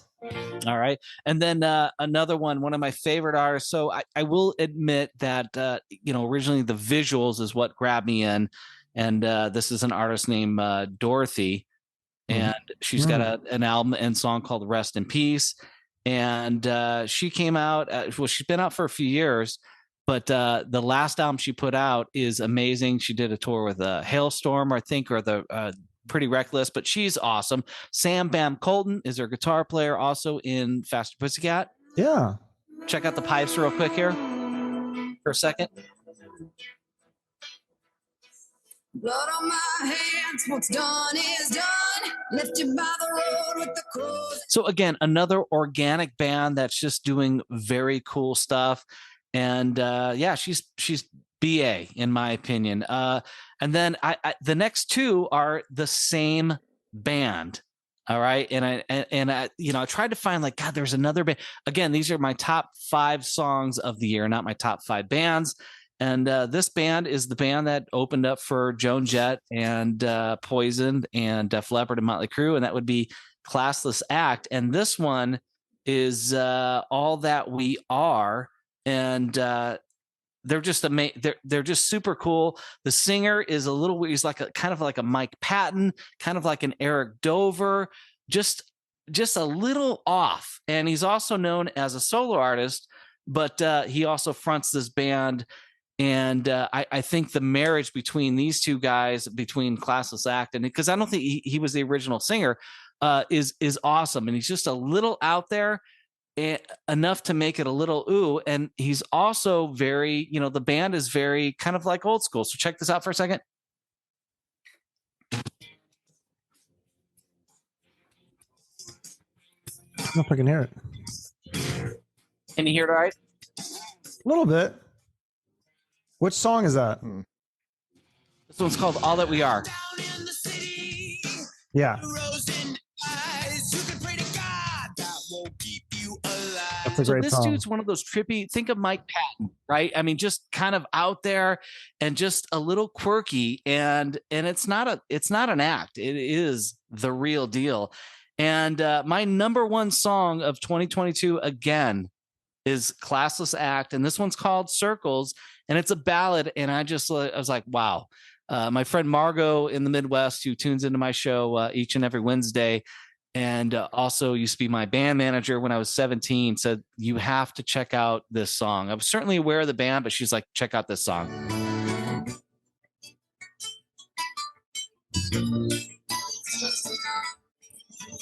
Took a train out of state just to turn around. I think just some things don't feel right. I'm trying to find myself.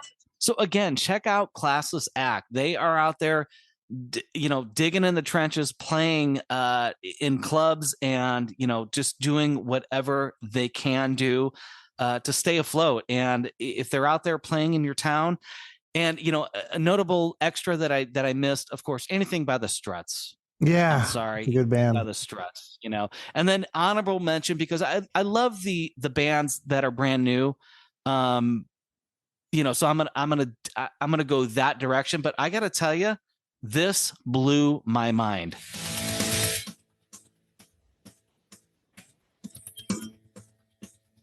I can't hear it. What was it? If you can't hear, it's Lux Eterna by Metallica. I'm not sure. Oh, yeah. Man, dude, blew my mind. I liked it. Yeah, I like the new Metallica stuff. I'll just combine my best albums and songs then, because it's pretty much the same anyways. But like best albums, Skid Row. Again, the Gang's All Here. I thought that song was probably one of the best songs I've heard in the last. And I told Snake when I had him on the show, I was like, dude, this is seriously one of the best songs I've heard in the last like 10 years, maybe 20 years. Like I was a huge Skid Row fan. They were probably my number one band when I was in high school. So to hear that song, it was like they went back in time and recorded this album. It almost sounds like it's in between the first two albums, between the debut and Slave to the Grind. Like 1990, they recorded it. It sounds amazing. I love it.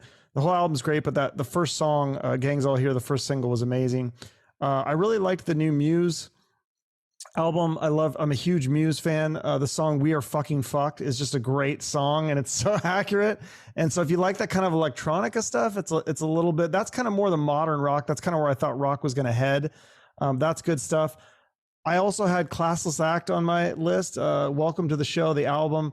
So many songs, the whole album. I just love that whole song. I'm mad that I missed them on the Motley tour because we missed even Joan Jett. We didn't get there till Poison. So they are coming to Phoenix like next week. So I'm hoping to go see them in a nice club. It'll be way better than seeing them on a stadium anyways. Another album that I love. You have a couch? I might have to show up out there. Yeah, dude, I do. I have a couch. I have a table mattress. Oh my God. Dude, yeah.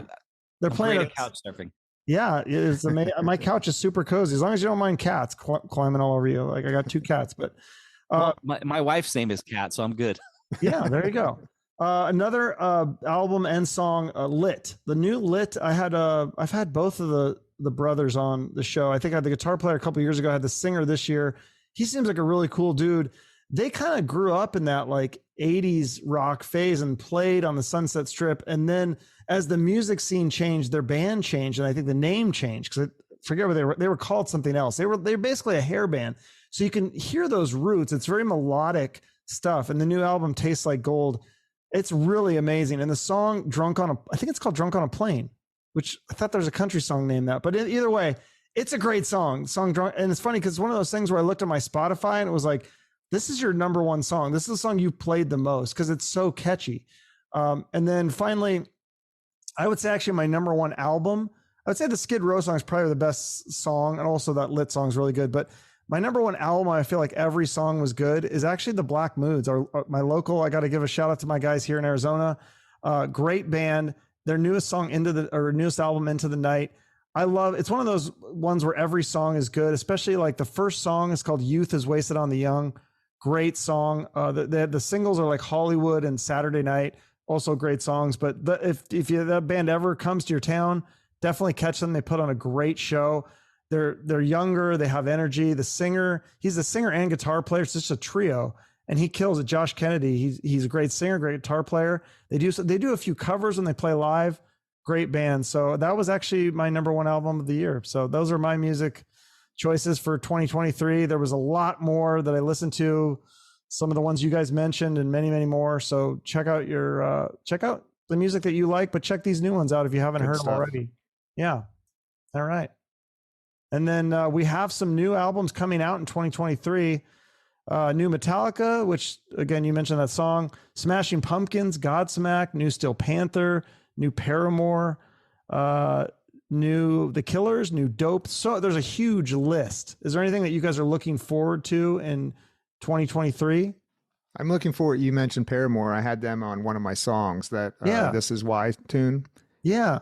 Great song. Great song. We had played a few of the Vans Warped tours with Paramore way back when, and I got to say, they've come a long way with their sound. They've matured, and it's fantastic. So I'm looking forward to hearing the rest of that record. Yeah. Was there any other songs? Sorry, I know you had a couple more songs, right, Joe? Was there anything else? Yeah. I mean, no, you're good. I mean, I had the Gangs All Here of Skid Row, the Paramore tune. I like the new Filter song. It didn't break any new ground for their sound, but I've always been a fan of Filter, so I like that. For the Beaten. I don't know if you've heard it. And then there's the band that I found recently called Maneskin. You ever hear them? Yeah. From Italy. Yeah. Their song Supermodel, another great one. Just those are the kind of songs that just make you want to move, like you can't stop moving. And when that happens, I mean, that's a great song. Yeah, absolutely. Well, and then also, so those are some of the ones I mentioned are definitely coming out in 2023, but there's maybe rumors that there may be new Guns N' Roses. There may be new Judas Priest. There may be a Black Sabbath box set. There could be new Winger, if you're a Winger fan. Seven Dust, Pearl Jam, and Jane's Addiction may all have new music. It's kind of like there's recording and it may come out, and it's one of those. Those are all rumors. Yeah. Right, Troy? Yes. Rumors, Thank you for from a reliable source. Yeah. And then I think we mentioned some of the tours like Foreigner, Motley Crue's coming back on, Journey, Blink 182. I think that's one of the biggest tours because it's a reunion tour. If you're a Blink 182 fan, Mark had cancer and he's healed from cancer. Now they brought back the other guy, which I'm spacing on his name. The one that's I love the guy. He's really into aliens and stuff. He stepped out of the band so he could work on the alien thing. Now he's coming back. And so that's going to be a big tour. Iron Maiden's going to supposedly tour, ZZ Top and Skynyrd. And then you had mentioned Anthrax canceling, but I heard that they were going to tour in 2023 with Black Label Society and Exodus. So hopefully that happens. Yeah, they just canceled their European tour due to logistics and whatever. Yeah, and then Kiss is supposedly this is the end. This is the final year of the tour. I mean, maybe. Eh. Yeah, so that's it for 2023. So a lot to look forward to. Anything else you guys want to mention or promote here at the end? Well, real quick, top 5 bands, because I did go through this. Black Moods is on my list, 5 down to 1. Rival Sons, Tuck Smith and the Restless Hearts, Dorothy, Classless Act, and then notable entry would be Dirty Honey, which, by the way, has a new album coming out in the spring of 2023. Dirty Honey, another great band. One of those organic, Black Moods, kind of Tuck Smith, kind of bluesy, organic, pop rock, everything. It's kind of like a lot of stuff in the blender. And I think we got to pay more attention to the kids out there because they are kicking ass and their parents are raising them right. So let's make sure we support them. Yeah, a lot of new bands. I saw this list, bands to watch in 2023. I don't know if I only heard of one of these bands, and that's because I was on another podcast last week or a couple weeks ago, and they mentioned Spirit Box. That's one of them. Have you guys heard of that band, Spirit Box? No. Canadian. The Architects, Bad Omens, Memphis Mayfire, Solence, Dayseeker, Eva Under Fire, Fame on Fire, Loveless, and Rain City Drive. Those are all apparently the new bands to watch in 2023. So I still have to listen to all of them. Spirit Box was definitely one that a couple other people had mentioned too. So I don't know, one to watch. Right on. Hey, when's Matt coming in? I don't think he's ever coming. I think he ditched us. So I don't know what happened. Hopefully he's okay. Well, screw you, Matt. Yeah, I know you guys got to do an interview. We've gone way over time here, so I'll wrap it up. I always end with a charity. It's Christmas time right now, or Hanukkah, or holiday, Kwanzaa, whatever you want to call it. So if you want to donate to like Toys for Tots or Salvation Army, I would say those are good ones to help out people in need, because this is a tough time for a lot of people. They're struggling not only just to get food or toys or whatever, but like mentally. So mental health is another thing. But try to think of somebody else during this stressful time where I know everybody's just worried about their own shit that they got going on. Try to think about that person that might not be having the greatest holiday. Maybe reach out to them. So that's what I'll say as a final note. Thank you both for doing this. I appreciate it so much. Anything else you want to promote? Your shows, your music, your OnlyFans? Yeah, I like to promote my OnlyFans, actually. Yes. I'm your only fan, Joe. I know. So I'd like to promote Troy. Sweet. Patrick Farrell. Look at that. It reciprocates. You can find any and all about me at drummertroy.com and my show, This, That, and the Other radio show on Wednesdays live 2 to 5 p.m. Pacific Standard Time on dirtyradio.fm. Sweet. Joe? Sounds like you've done that before, Troy. Yeah. Villain Press is your band, right? You got new music coming out? Oh, Villain Press. Yeah. Well, I'd say it's a project, not really a band. It's a project because there's no touring plans. But yeah, writing some new music. 5 songs will be out. Hopefully, well, Jason's been a busy guy, as you guys know, so it's been kind of put on the back burner. But this year, hopefully in the spring. And your podcast? And the podcast, The Rock and Roll Coffee Show. Yeah. Check that out on YouTube. If you're a fan of Chuck's show, it's a similar type of show. Talk to musicians and actors and that sort of thing. Yeah, I was a guest, and now Troy's going to be a guest too, so that'll be fun. I look forward. It's going to be awesome. All right, well, thanks, guys. I'll let you get going, and you can do your next interview. Thanks, All Chuck. right, Chuck. That's awesome. Appreciate it, All right, buddy. Joe, I'll see you in a little bit. Okay, well, there you have it. The Year in Rock 2022. My thanks to Troy and Joe for taking the time to guest on my show. Make sure to check out their shows, and you can follow all of us on social media. Of course, as always, your likes, shares, and comments on there will help more people see the posts. And I appreciate all your support with my show and supporting the guests. Make sure you're subscribed to the show wherever you listen. Have a great rest of your day, and shoot for the moon.